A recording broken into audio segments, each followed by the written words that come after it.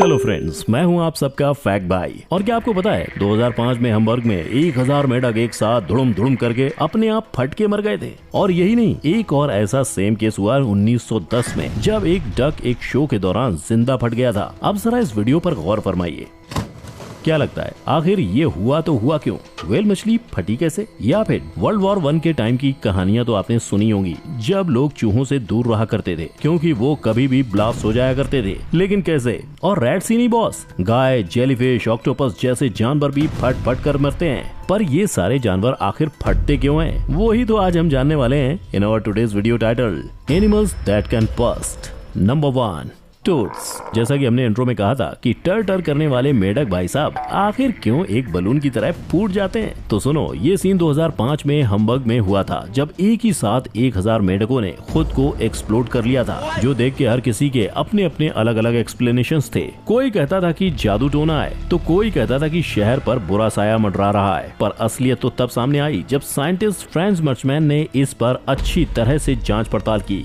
तब उन्हें पता चला कि जहां ये इंसिडेंट हुआ उस तालाब के पास बहुत सारे भूखे कौवे थे, जो मेढकों को मार के उनके लीवर्स को खा लेते थे। और इन भूखे कौवों के खिलाफ लड़ने के लिए डिफेंस में ये मेढक फूलने लग जाते, ताकि कौवे उन्हें उठा ही ना पाए। पर फूलते वक्त उनकी बॉडी में ब्लड वेजल्स और लंग्स भी एक्सपैंड हो जाते, और ज्यादा समय तक फूलते रहने के कारण ये मेढक एक्सप्लोड हो जाते। बिल्कुल उसी तरह जिस तरह जब हम एक बलून में हवा भरते ही जाते हैं और फिर ज्यादा होने पर वो बलून बूम फट जाता है। नंबर 2, काऊ। क्या आपको पता है आड़ा टेढ़ा खाना खाने से गाय खुद को ही एक्सप्लोड कर देती है?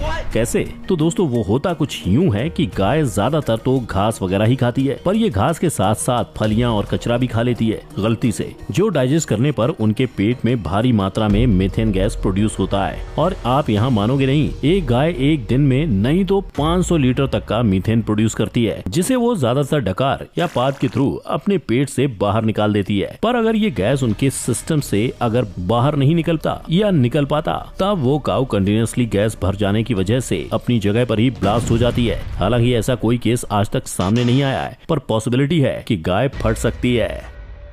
Number 3, jellyfish.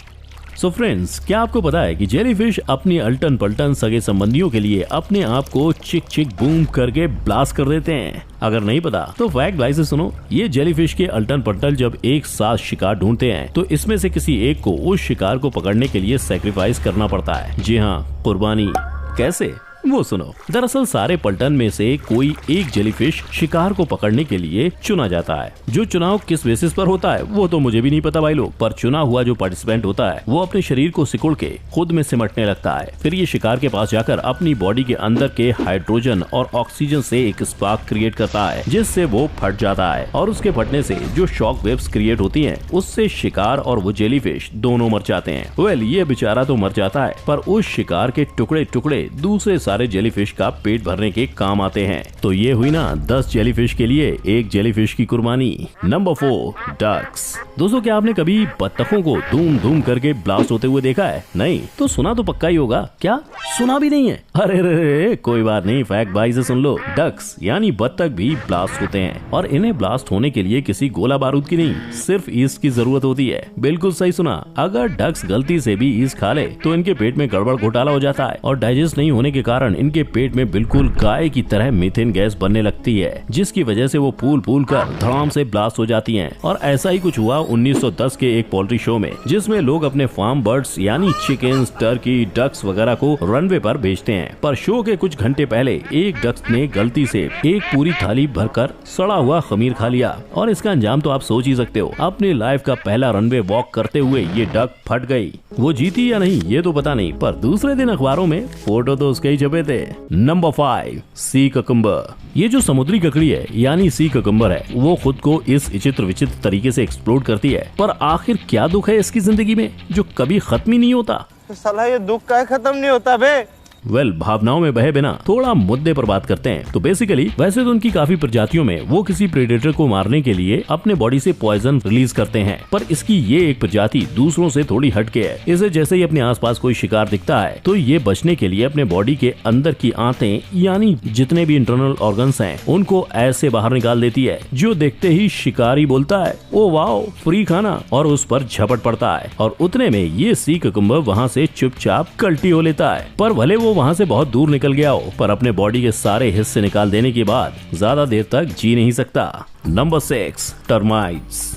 हमने माँ की कुर्बानियां तो देखी हैं, पर क्या आपने किसी दीमक को अपने घर में पलने वाले दूसरे दीमक को बचाने के लिए खुद को ब्लास्ट करने की कुर्बानी देते हुए देखा है? अगर नहीं तो अब देख लो। दरअसल फ्रेंच गुयाना के जंगलों में दीमकों की एक ऐसी प्रजाति है जो अपने पीठ पर एक नोजल में एक टॉक्सिक ब्लू केमिकल बना सकती है, और जब किसी शिकारी प्रेडेटर से अपने सगे संबंधियों को बचाना होता है तब वो अपने ब्लू केमिकल वाले नोजल्स को फुलाकर गुब्बारे जैसा कर देती है। और अगर वो देखकर भी शिकारी न डरे तो वो शिकार के ऊपर कूद के खुद को ब्लास्ट कर देती है। इस खतरनाक फेस ऑफ में ना तो शिकारी बचता है और ना ही दीमक, और ये सब बस इसलिए ताकि उसके घर के पास कोई भी ना आ सके। देखा कैसे इतने खतरनाक तरीके से अपने आप को एक्सप्लोड कर देती है अपने साथियों को बचाने के लिए। Number 7, rat. आपने चूहे को ब्लास्ट हो जाने की कहानियां तो जरूर सुनी होगी, लेकिन क्या आपको पता है एक चूहा कभी भी खुद ब्लास्ट नहीं होता? तो आखिर लोग कैसे मानने लगे कि चूहे भी ब्लास्ट होते हैं? तो सुनो, ये ब्लास्ट नहीं होते बल्कि इन्हें ब्लास्ट कराया जाता है, वो भी वर्ल्ड वॉर 2 के दौरान। जी हाँ, ब्रिटिश स्पेशल ऑपरेशन वाले चूहों के अंदर एक्सप्लोसिव भरकर दुश्मनों की टेरिटरी में छोड़ देते थे,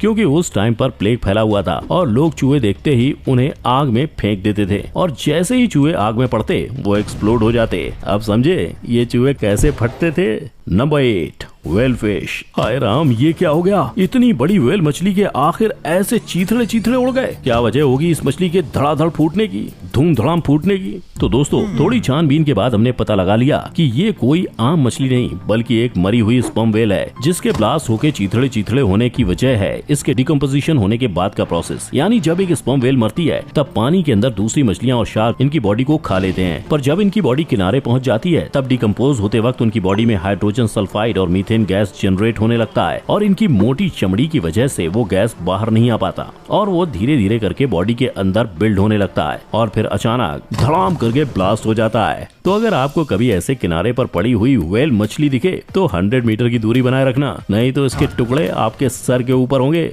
बिल्कुल इस बेचारे आदमी की तरह। Number 9, honey bee.